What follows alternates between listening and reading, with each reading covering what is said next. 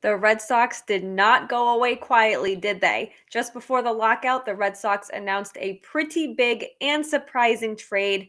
Welcome to Locked On Red Sox. Thank you so much for making Locked On Red Sox your first listen of every day, every night, no matter what time it is. I'm your host, NESN's Lauren Campbell. I cannot wait to get into this trade. Let's talk about it.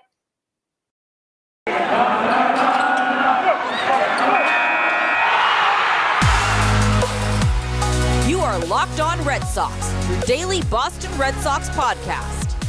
Part of the Locked On Podcast Network, your team every day.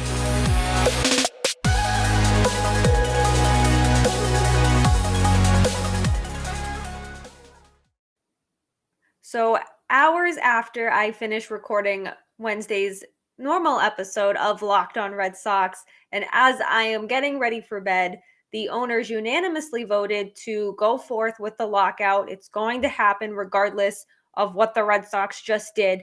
But the Red Sox said, we are going to make some moves before this lockout becomes official. And moves did they make. So it was reported just a few minutes ago that the Red Sox officially traded Hunter Renfroe to the Brewers for old friend Jackie Bradley Jr. Now, I am 100% shocked. This is something I did not see coming. I thought the Red Sox were content with Hunter Renfroe. I thought that they liked what they saw from him last season, and it was enough to keep him around for at least the 2022 campaign. Apparently, I'm wrong. So they bring back old friend JBJ. Red Sox fans certainly are familiar with him and what he can do in the outfield. Obviously, his offense is not super duper great. It's nothing to really kind of that stands out on the stat sheet, but where he shines is in the outfield. And now you still have a strong outfield. You still have JBJ, Kike Hernandez, Alex Verdugo. That's still a pretty solid outfield.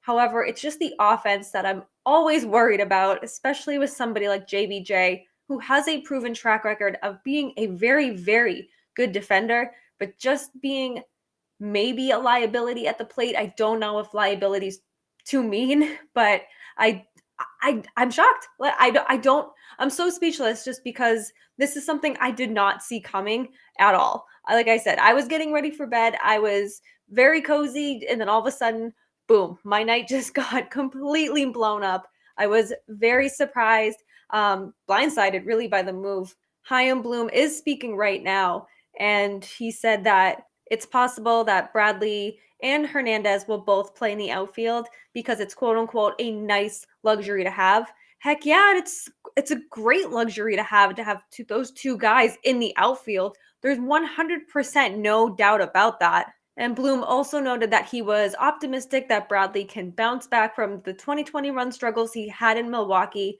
He said, coming back here, we can get back to a lot of what he used to do. This is all coming from the Boston Globe's Alex Spear. And Bloom also said this was one that a few days ago I would not have thought would have been on our radar. True center fielders are hard to find, and now we feel we have two of the best.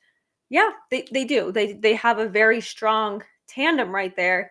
It just makes me wonder, will they platoon them? Them being Kike Hernandez and JBJ. Will they put Kike Hernandez somewhere else in the outfield? Because Jackie Bradley Jr. is so good in center field. I don't think anybody will ever deny what he can do in the outfield. No one will ever deny his offense. His defense, but it's his offense that has so many questions. There's question marks surrounding it all the time. Yes, he was good in the ALCS and the World Series in 2018.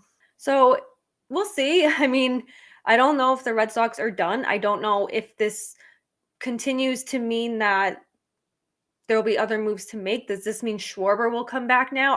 I don't know. I was shocked that Jackie Bradley Jr.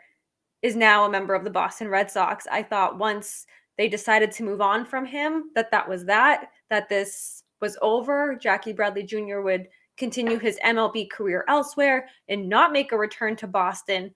But anything is possible. Kevin Garnett said that once a long time ago, and now it's just comes full circle every single time.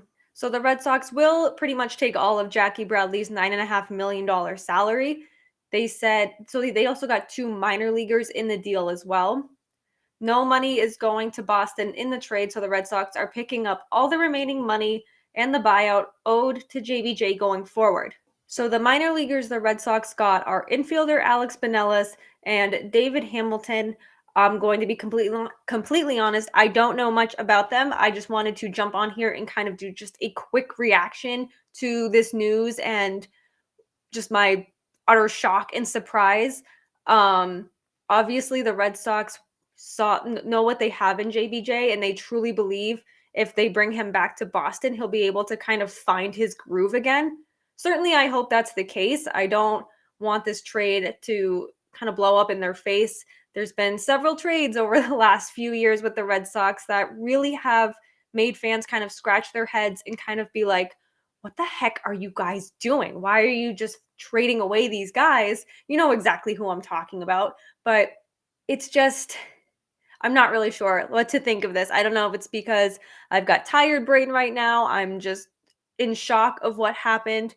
And like I said, I was completely ready to just go to bed, get my 8 hours, and wake up to a lockout, news of a lockout, maybe news of Carlos Correa signing somewhere.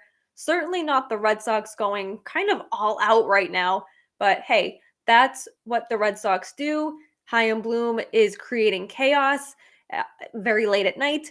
So I'm going to assume that's probably the last of the moves we'll see from Boston and before this lockout happens. I don't think anything else will happen, but I also said earlier that I didn't think anything else was going to happen with the Red Sox, period. I thought that they would sign James Paxton, they would sign Rich Hill, and that would be that. They'd figure it out after the lockout. There'd be a frenzy once the lockout ends because there would be all these other unsigned free agents. And all of a sudden, I'm like, what do you mean JBJ's back? I hope the fans did not get rid of their jerseys because they're going to need those back. But we will get into just a little bit more of this coming up in our second segment. It's going to be a quick show right now. Like I said, just a reaction to this. But first, I want to tell you about Built Bar really quick. It's the holiday season, so grab the protein bar that tastes just like a candy bar. You get the best of both worlds because they're low in calories, sugar, net carbs, and fat. And Built Bars also are high in protein, so they're delicious and they're healthy. There's also so many flavors. You'll probably have a hard time choosing. There's raspberry, there's mint brownie, my personal favorite cookies and cream, and there's also peanut butter brownie, which I am dying to try. Built Bar gives you that extra fuel you need to bust down those mall doors, battle those holiday shoppers. Don't follow my lead and wait till like Christmas Eve to do your Christmas and holiday shopping because that's never a good sign. But even when I do go out last minute, I certainly will be grabbing a Built Bar. And because it's the season of peace and love, please do not bring up your favorite Built Bar at your family gatherings. People are so passionate about what their favorite flavor is. Your family may fight you and things could get out of hand, but I guess that's just a typical family gathering. And if you like some of those marshmallowy treats around the holidays, you have to get your hands on these Built Bar Puffs. They're so good. They're so light. They're so fluffy. They're marshmallowy through and through. There's different flavors. They're all covered in chocolate. They taste so good. You won't believe that they're filled with protein. And our offer for you is go to built.com, use promo code LOCKED15 and get 15% off your order. Use promo code LOCKED15 for 15% off at built.com. Welcome back to the Locked On Red Sox podcast. This will not be a 3-segment show, but regardless, thank you so much for making Locked On Red Sox your first listen of every day, every night, throughout every crazy move in this soon-to-be lockout, this offseason, and this crazy Red Sox team now. So losing Hunter Renfroe certainly does hurt this Red Sox team. He brought a lot of energy. He brought a lot of clutch moments. Obviously, a lot of outfield assists. However, the return of Jackie Bradley Jr. certainly does bolster that outfield. Like I said in the first segment, my main concern here is his offense. He had a very down 2021. In 387 at-bats, he had 63 hits, 6 home runs. He only had a 163 batting average, 29 RBI, 7 stolen bases. Just not a very good 2021. And it's not like he played in 30, 40 games. He played in 134 games. And during his 8-year career in Boston, before he signed with the Milwaukee Brewers ahead of the 2021 season, he was a career .239 hitter. He had 376 RBI, 98 home runs.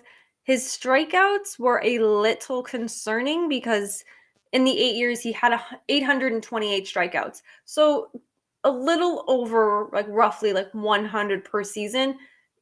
A little more, but I'm not good at math. Math is not my thing. But the biggest concern bringing JBJ back is you're giving up Hunter Renfroe's bat for JBJ's bat, but you're getting the defense that JBJ continually brings and brings every single season and has brought on a consistent basis throughout his career in the outfield. He's made a big name for himself. He's made highlight reel catches. We've done highlight posts at NESN just about him making these catches.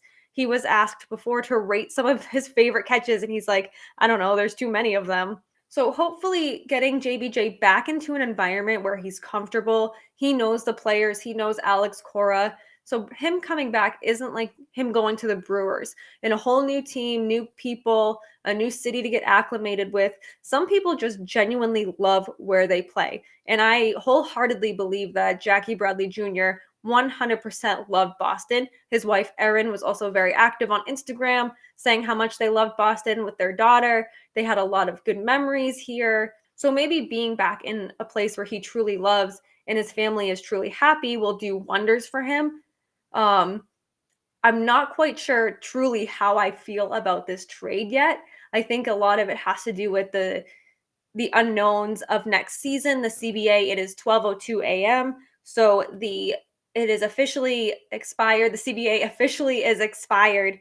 The next step is a lockout, and it has been reported that that's exactly what's going to happen because the owners decided that they will implement the lockout, and now we just have to wait and see if and when the MLB season will start. I think there will be a season. I don't think that this is going to extend so far into 2022 that they're going to have to scrap the season. But the whole point of this podcast is talking about Jackie Bradley Jr. because holy smokes, like I said, I'm indifferent right now on the trade. I do have to do a deep dive that I certainly will do and bring that to you Thursday evening. I will certainly have a podcast up kind of going over the pros and cons of this trade because right now all I can say is JBJ, good defense, mediocre offense, and just kind of see the pros, the cons, the good, the bad, the pretty, the ugly, the everything that has to do with this.